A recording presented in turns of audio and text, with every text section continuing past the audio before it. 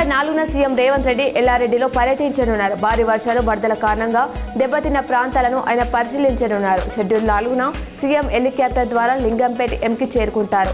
అక్కడి నుంచి రోడ్డు మార్గంలో ఎల్లారెడ్డి ఎం, కళ్యాణి ప్రాజెక్ట్, నాగిరెడ్డిపేట ఎం, పోచారం ప్రాజెక్టు వద్ద వరద తాకిడికి కొట్టుకుపోయిన వంతెనను, అలాగే ప్రాజెక్టు వద్ద కోతకు గురైన ప్రాంతాన్ని పరిశీలించనున్నారు.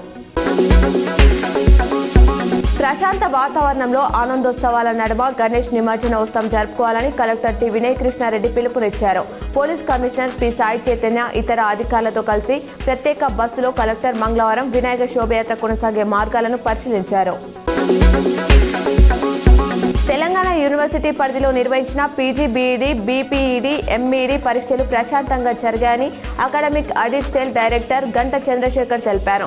పీజీ పరీక్షలకు 945 మందికి గాను 902 మంది హాజరు కాగా, బీఈడీ, బీపీఈడీ పరీక్షలకు 1455 మందికి గాను 1387 మంది హాజరయ్యారు.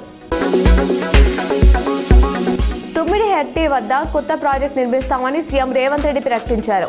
దివంగత మాజీ సీఎం రాజశేఖర్ రెడ్డి ఆశయాలను తాము కొనసాగిస్తామని తెలిపారు. రంగారెడ్డి, వికారాబాద్ జిల్లాలకు గోదావరి నీళ్లు తరలించాలన్న ఆయన ఆశయాన్ని పూర్తి చేస్తామని తెలిపారు. కాగా 2014కు ముందే తుమ్మిడిహట్టి వద్ద ప్రాజెక్టు నిర్మించాలని అప్పటి కాంగ్రెస్ ప్రభుత్వం ప్రతిపాదనలు చేసిందన్నారు.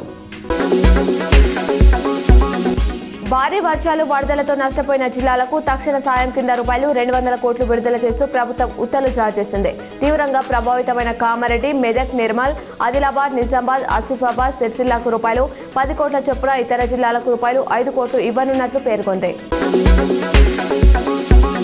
నిజామాబాద్లోని పోలీస్ పరేడ్ గ్రౌండ్లో ఉన్న శ్రీ ఓం గణేష్ మండలి వద్ద మంగళవారం నిర్వహించిన పూజా కార్యక్రమంలో జిల్లా collector Vinay Krishna Reddy, police commissioner Sai Chaitanya పాల్గొన్నారు.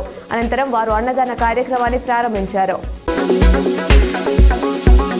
కవిత సస్పెన్షన్ నేపథ్యంలో ఇవాళ మధ్యాహ్నం ఆమె ఫ్లెక్సీని బీఆర్ఎస్ కార్యకర్తలు తగులబెట్టిన విషయం తెలిసిందే. అందుకు కౌంటర్గా తాజాగా జాగృతి శ్రేణులు హరీష్ రావు దిష్టిబొమ్మను దహనం చేశాయి. ఆయనకు వ్యతిరేకంగా నినాదాలు చేశారు. వైఎస్ఆర్ మెమోరియల్ అవార్డుల ఫంక్షన్లో ఆసక్తికర సన్నివేశం చోటు చేసుకుంది.